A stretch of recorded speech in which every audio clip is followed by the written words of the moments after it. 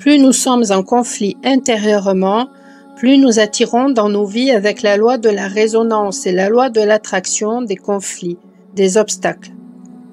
Dans les liens d'âme, j'ai constaté une chose.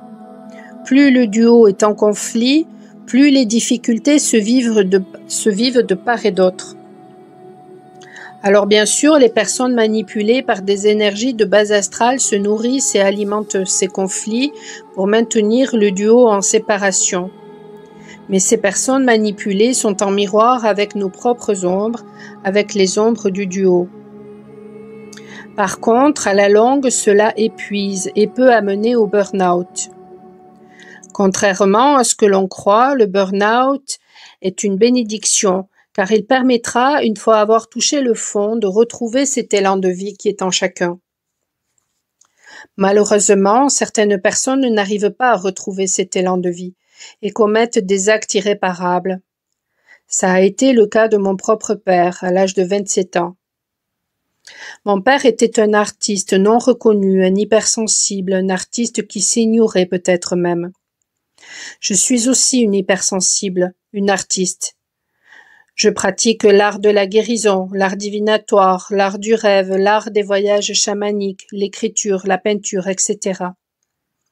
Je ne suis pas toujours reconnue dans mon art et j'avoue qu'aujourd'hui cela m'est bien égal. Je reconnais ma valeur en tant qu'artiste et cela me suffit. Je ne fonctionne pas comme tout le monde et je l'assume. Je suis passionnée par tout ce que je fais et ma vie ne pourrait plus être autrement aujourd'hui. Vivre de l'art n'est pas toujours facile.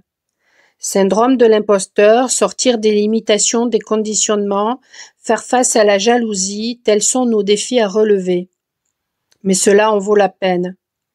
Alors, si comme moi vous êtes une artiste ou un artiste, ne lâchez rien, même si parfois les choses sont difficiles, mais si au plus profond de votre être, vous savez que c'est votre voie et qu'il vous serait fatal d'aller dans une autre direction, ne lâchez rien. Si vous n'êtes pas un artiste, mais si vous avez un projet, une passion, quelque chose qui vous tient à cœur, ce message est aussi pour vous. Ne lâchez rien.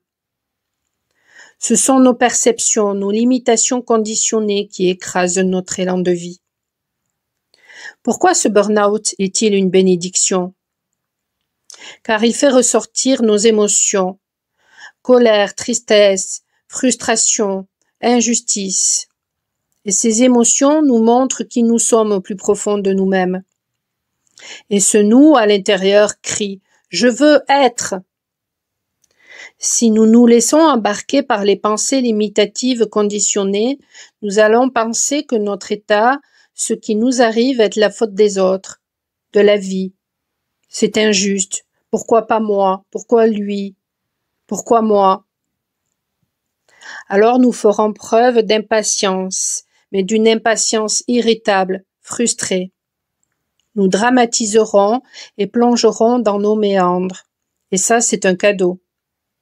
Car ce plongeon permet de regarder en soi, de faire silence et d'écouter, de se poser et de se reposer pour prendre soin de soi, de se poser les bonnes questions. Pourquoi je ne crois pas en moi? Pourquoi suis-je fatiguée? Qui suis-je? Qu'est-ce que je veux dans ma vie? Quels sont mes besoins? Quelles sont mes priorités? C'était quoi la passion que j'avais lorsque j'étais enfant? Tomber est l'occasion de s'apercevoir qu'on s'est égaré et qu'il ne reste plus qu'à mettre en place ce qu'il faut pour retrouver son chemin.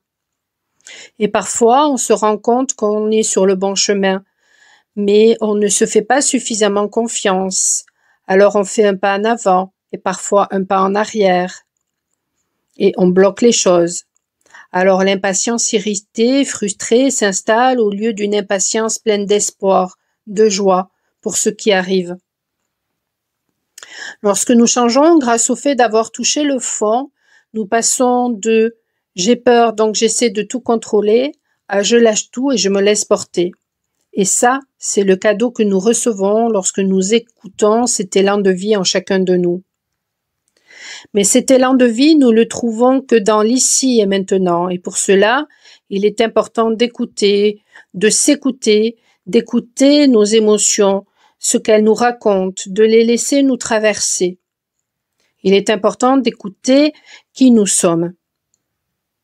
Et même si vous vous abandonnez quelques instants, même si nous nous abandonnons quelques instants, cet élan de vie est là, au plus profond de nous. Alors, si vous vous inquiétez de ce qui n'est pas encore là, si vous vous tourmentez pour ce qui est déjà passé et que vous avez besoin de faire votre crise, faites-la. Mais soyez assurés que cet élan de vie est en vous. Et il vous permettra de changer si vous allez le chercher, car lui, il ne vous abandonnera jamais. Mais vous, allez-vous l'abandonner ?